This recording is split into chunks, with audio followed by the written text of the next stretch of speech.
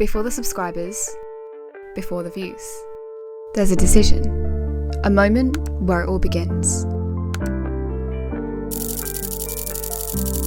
Before you post your first video, you have to ask yourself one question. What is your niche? When a viewer finds a channel for the first time, they're trying to figure out one thing.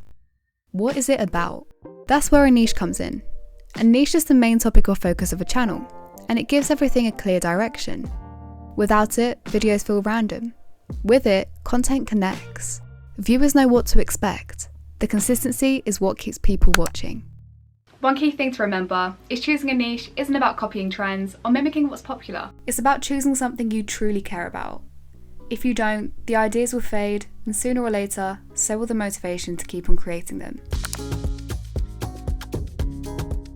The first thing you need to think about when creating a channel is your channel name. There are two main ways that you can come up with one. It might be an original idea you already have, or something you brainstorm with the help of AI. Once you've chosen a name, it's important to search it on YouTube first. If there are already dozens of channels using the same name, it can make it harder to find you.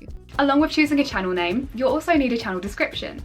It doesn't have to start off by being perfect, as you can update it as your channel grows. Keep it simple. Say who you are, what your channel is about, and how regularly you plan to upload. Next, you'll need to choose a profile photo. You don't need anything complicated. If you're the main focus in your video, a clear photo of you will work. If your channel is faceless or focused on a specific topic, a simple image that represents the idea is more than enough. The final stage is to create your channel banner. You've got two main options to do this. You can either design it yourself using a template you find online, or you can outsource it to a designer. If you do outsource it, sites like Fiverr make it simple to find a designer. It usually costs around £10 to £15, depending on the style and who you go with. Both options work, but for your very first banner, I'd honestly go with outsourcing. It takes the pressure off, gives you some solid inspiration for future banners, and makes the whole process feel a lot smoother from the start. Now let's talk about the equipment that you're going to need to get started. And trust me, it's way less than you think. For recording, the simplest option is the one you already have, your phone. If you do decide to upgrade later on, you can invest in a camera. I personally use a Canon G7X, but I wouldn't recommend buying a camera until you're sure it's something you genuinely enjoy. Cameras come with extra things, memory cards, spare batteries, chargers, and that stuff adds up. Once you've found something to record with, you're going to need a ring light and a tripod, which you can find fairly cheaply off Amazon.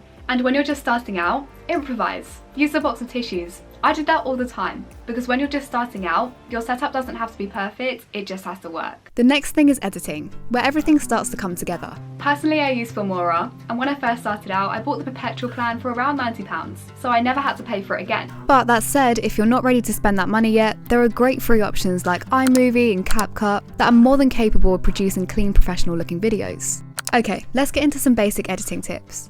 As I said before, I use Filmora, but the steps are pretty much the same across most editing apps. First things first, you'll need to import your clips. Just click import, select your media, and then drag everything down to the timeline. When you get to a part you want to remove, the easiest way to do it is snip the clip. Make the cut, and then select the section you want to delete, and delete it. If you want to add text, head over to the text section, choose a style you like, and drop it into the timeline. You can move the text around, adjust how long it stays on the screen, and place it exactly where you want it. Now when it comes to music, again the process is pretty similar.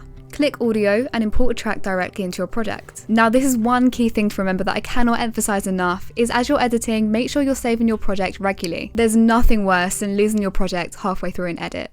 Now let's quickly touch on music, as I feel like it plays a huge role in pulling your content together. Personally, I use Epidemic Sound. I'm subscribed and I actually really like it, but you definitely don't need to start paying for a music subscription straight away. Inside YouTube Studio, there's an audio library filled with copyright-free music and sound effects. And it's completely free, so when you're first starting out, I would definitely recommend using them. Once you've recorded and edited your first video, the next stage is to learn about YouTube Studio, which you can access via the app or online. From here, you'll upload your video, add your title, description, and thumbnail. But YouTube Studio isn't just for uploading. This is your control room. You'll be able to track all your video analytics, including views, subscribers, watch time, likes, where your viewers are watching from, their age range, and gender. A vital part of content creation is your thumbnail. Before someone even watches your video or hears your voice, this is the first thing they're going to see. For designing your thumbnail, I'd recommend apps like Pixar or Bazzart. They're simple, powerful, and perfect if you're creating straight from your phone. One big mistake I see a lot of people making is trying to do too much.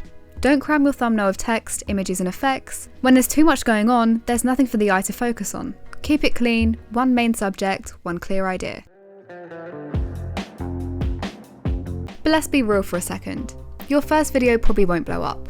And that's not a failure, that's normal. The beginning is quiet, gaining views is slow, and honestly half the time it feels like you're just talking to yourself. But every video you post is teaching you something. And the creators who make it aren't necessarily the most talented, but they're the ones that stick at it long enough for it to finally take off. So here's the goal. Aim to post 2 videos a week over the next 5 weeks. You'll be putting yourself in a really good position to build momentum, practice consistently, learn what works, and see real progress without feeling overwhelmed. And don't delete anything even if a video didn't perform the way you hoped, because all these videos are doing quiet work in the background. Let this be the moment your channel stops living in your head and turns into fruition.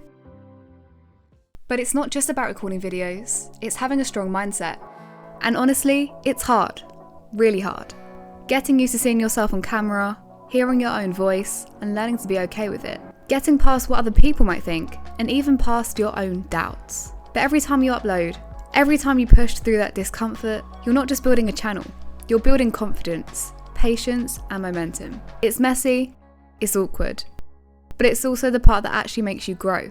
The part that turns an idea in your head into something real. So keep showing up, keep recording, keep posting. Because every small step you take now is laying the foundation for everything your channel and you can become.